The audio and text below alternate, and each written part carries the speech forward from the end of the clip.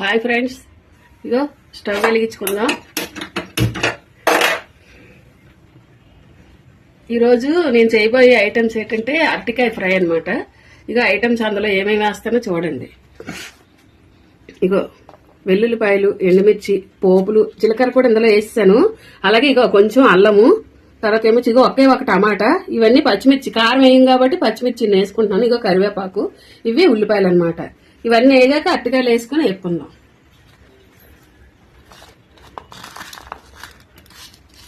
పోపులు వేస్తున్నాను.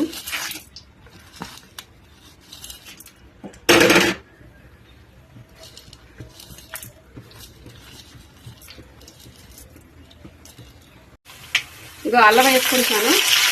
అలాగే పచ్చిమిర్చి, టమాటా వేగిపోతాయి అన్నమాట. ఇది కరివేపాకు.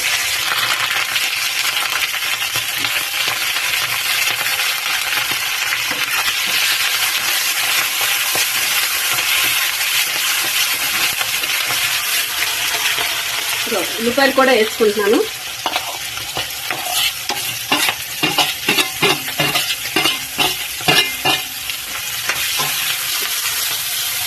పసుపు,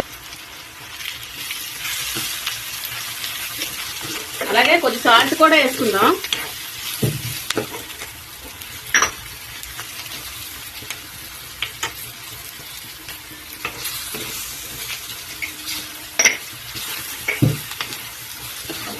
ఇప్పుడు అరటికాయ ముక్కలు కూడా వేసుకుందాము. ఇవన్నీ ఎగిపోయి కాబట్టి ఇక అరటికాయ ముక్కలు కూడా వేసుకుంటాము.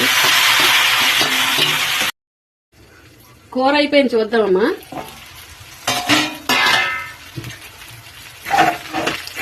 ఇందులోని కారం ఎందుకు వేయమంటే ఇందులోని అల్లము పచ్చిమిర్చి చేస్తాం కాబట్టి ఆ ఘాటే సరిపోద్ది.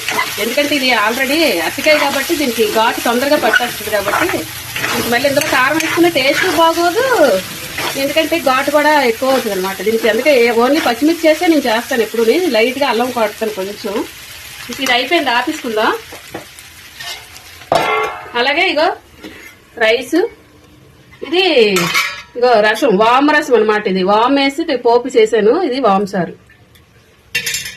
ఓకేనా? అందరికీ బాయ్. అందరూ కూడా లైక్ కొట్టండి.